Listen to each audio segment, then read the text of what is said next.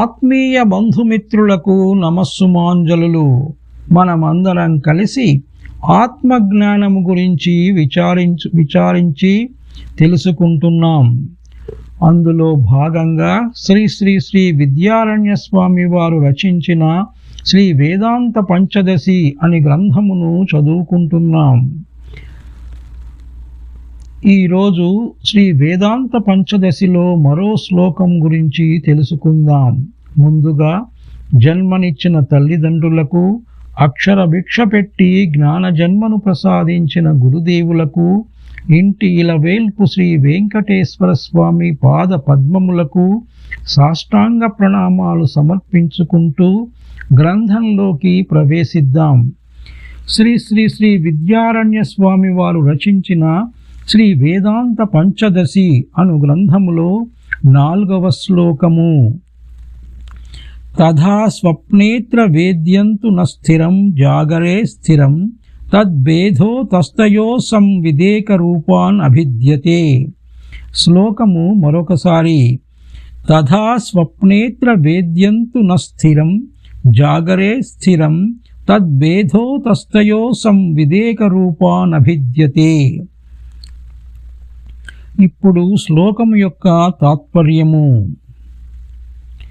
చూడబడు పదార్థముల కంటే చూచునట్టి జ్ఞానము భిన్నము కావలయుననియు, దాని స్వరూప స్వభావములకు భేదము కానరాకపోవుటచే అది ఏకమే అనియు, పదార్థములకు మాత్రమే భేదము కలదనియు, ఆ భేదముతో జ్ఞానములకు సంబంధం ఉండదనియు సవిమర్శముగా పూర్వ శ్లోకమున వివరించియున్నాము.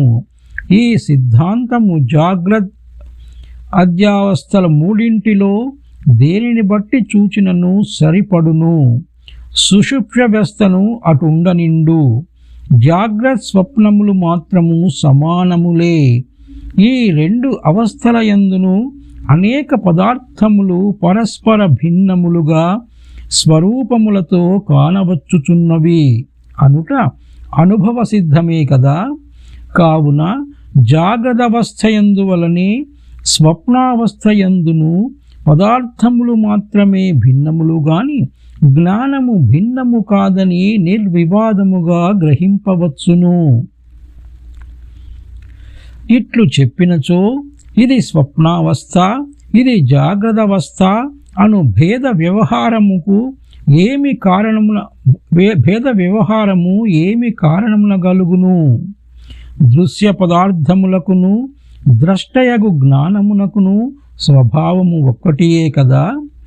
జాగ్రత్తవస్థ యందును పదార్థములు మాత్రమే భిన్నములు, స్వప్నావస్థ యందును పదార్థములే భిన్నములు.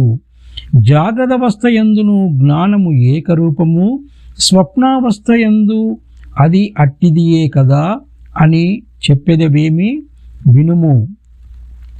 సమస్తేంద్రియములు ఉపసంహరింపబడినప్పుడు కేవల మనస్సుచే జాగ్రత్తవస్థయందలి సంస్కారముల వలన పదార్థములను ఎదుట ఉన్నట్లు భావించుటయే స్వప్నము.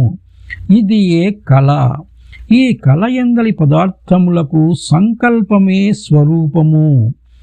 ఏకాంతముల నుండి తత్పరుడై ఏదేని ఒక పదార్థమును ధ్యానించుచుండినా అది ఎదుర నిలిచినట్లు తోచుటయు, చిత్తము అన్యాయత్తమైనచో అది అడంగుటయు బహుజనులకు అనుభవములోనున్న విషయమే. స్తంభ కుడ్యాది పదార్థములు అట్టి కావనుటయు, చిత్తం ఎట్లున్నను వానికి నాశనము లేదనేటియు కూడా ప్రత్యక్షమే. ఈ అనుభవములను బట్టి చూచిన స్తంభాది జాగ్రత్త పదార్థముల యొక్క స్వరూపములకును స్వప్న పదార్థముల యొక్క స్వరూపములకును భేదము ఉండవలయునని తోచుచున్నది. రెండింటి ఆకారములు ఒక్కటియే అయినా 2 ఒక్క విధముగానే ఉండవలసి వచ్చును కదా.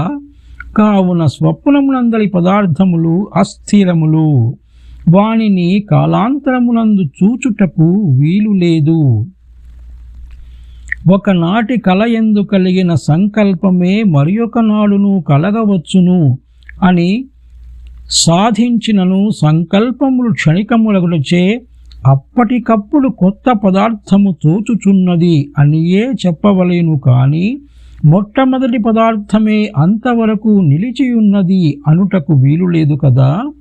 ఇక జాగ్రత్త అవస్థయందలి పదార్థములన్నను స్థిరములు, ఎప్పుడు చూచినను కానవచ్చునవి, కొంతకాలము వరకు నిలిచియుండునవి. ఈ విధముగా పదార్థ స్వభావములు భిన్నములగుటచే జాగ్రత్త స్వప్నావస్థలకు భేద వ్యవహారము కలిగినది. పదార్థముల యందు మాత్రమే పరస్పర భేదము కలదు అను అంశము మాత్రము రెండు అవస్థల యందును సమానమే అయినను ఇప్పుడు బాధ లేదు కదా. పదార్థములు మాత్రము అట్టివే అయినను వాని యందు స్థిరత్వములను భేదము కలదు అని చెప్పవచ్చును అనుటలో వివాదము లేదు కదా. జ్ఞానము మాత్రము ఏక స్వభావము కలదియే అయినను అంత మాత్రమున అవస్థలకు ఐక్యము సంభవింపనక్కరలేదు. ఇంచుకంత భేదమున్నను అది భేద వ్యవహారమునకు చాలును కదా. ఇట్లైనా జ్ఞానము అవస్థాభేదమును ఆశ్రయించి భిన్నము కావలయును. ఏ అవస్థకు ఆ అవస్థ యందు జ్ఞానము ఏకరూపమే అయినను జాగ్రత్త జ్ఞానము స్వప్న జ్ఞానము అని అయినను భేదము కలిగి తీరవలయును అని వాదించితివేమి? అట్లు అగుటకు పనిలేదు. అవస్థలు ఎన్ని తీరుల మారినను జ్ఞానం ఒక్కటియే కావచ్చును. జ్ఞానమునకు రూపభేదము కలుగనేరదని ఇదివరకే వివరించియున్నాము. జాగ్రత్త జ్ఞానమైనను స్వప్న జ్ఞానమైనను జ్ఞానమే కదా. కావున జ్ఞానమునకు ఎట్లును భేదము సంభవింపదు. మరియు రాత్రి ఈ పాన్పుపై పవ్వళించి నిదురించి తిని చెన్నపట్టణంన విహరించినట్లు కలగాంచి తిని మరల మేల్కొనున్నప్పటికీ మీరెదుటనున్నారు అను మొదలగు వ్యవహారములు సర్వానుభవ సిద్ధములు. వీరిని బట్టి చూచిన జాగ్రత్త స్వప్నావస్థలు రెండు ఒక్క ద్రష్టకే గోచరములగుచున్నట్లు తెలియవచ్చుచున్నది. ద్రష్టయు జ్ఞానమే అనుటలో వివాదము లేదు. ద్రష్టకును దృశ్యమునకును సంబంధం ఉండదనుటయ దృఢముగా నిరూపింపబడెను. కావున జాగ్రత్త స్వప్నములు చూచుటయు పరస్పర భిన్న పదార్థములు చూచినంత మాత్రమే కాని అధికము కాదు. కావున పదార్థములకు భేదమున్నను జ్ఞానమునకు భేదము లేనట్లు ప్రస్తుత సందర్భమున కూడా జాగ్రత్త స్వప్నములకు భేదమున్నను జ్ఞానములకు భేదము లేదు. కావున ఈ రెండు అవస్థలందును జ్ఞానము ఒక్కటియే. ఈ విధముగా జాగ్రత్త స్వప్నావస్థల యందు జ్ఞానమొక్కటియే అని సాధించి సుషుప్త అవస్థ యందు ఈ విషయము ఇట్టిదియే అంటే జ్ఞానము ఏకరూపమే అని స్థాపింపబోవుచు మొట్టమొదట సుషుప్త వ్యవస్థ జ్ఞానము కలదా లేదా అను సంశయమును నివారించుచున్నారు స్వామివారు. ఈ శ్లోకము ఇంతటితో సమాప్తము. మరలా మరి ఒక శ్లోకంతో కలుద్దాం. సర్వే జనా సుఖినో భవంతు. స్వస్తి. ఓం శ్రీమాత్రే నమః.